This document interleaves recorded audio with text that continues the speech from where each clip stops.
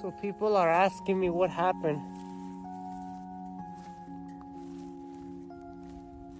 And it's a really long story.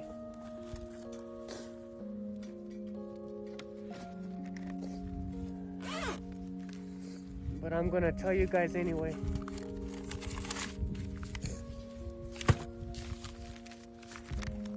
Let me read it for you guys.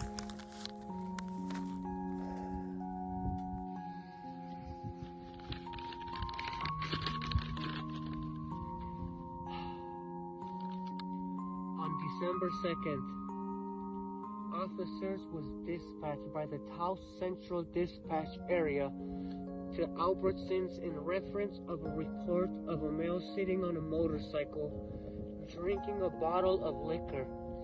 The initial call came in at 4:47. At 4:53, another call came in that a male on a motorcycle had wrecked in front of the gunslingers. I arrived on the scene less than a minute later and observed a large motorcycle in the center of the turn lane and a male sitting on the southbound lane of traffic. I observed an extensive debris field of approximately 50 feet from where the motorcycle came to a rest. I notified dispatch that the motorcycle was leaking fuel in the roadway and approached the male on the ground. Numerous vehicles had stopped by to help at this point, and I had individuals blocking traffic. When I approached the male on the ground, now identified as Ray Baca, hello, that's me, he repeatedly tried to stand up, but was being held down by another male.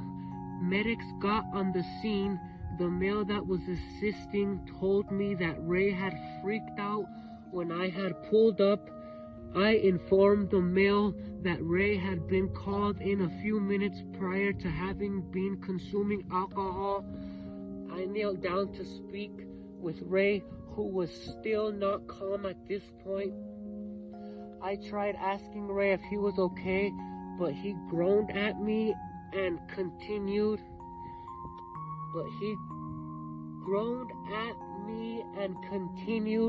Trying to stand up. While kneeling beside Ray, I observed a strong odor of alcohol beverage coming from his person. Ray's eyes were bloodshot and watery, repeatedly darting around to avoid eye contact with me. After a minute of struggling to keep Ray on the ground, I chose to place him in handcuffs, and both officers' safeties and personal reasons. I did not know the extent of Ray's injury, and for him to continue moving around could prove detrimental to his health. I did cut 2 of my knuckles trying to struggle and gain control of Ray. Oh, boo-hoo. Due to Ray's extremely thick leather jacket and gloves, it was difficult to gain control of his arms. I was able to place a handcuff on Ray's left arm, at which he repeatedly pulled away from me, trying to get away. After repeated attempts to gain control of Ray, I was finally able to place both wrists in handcuffs.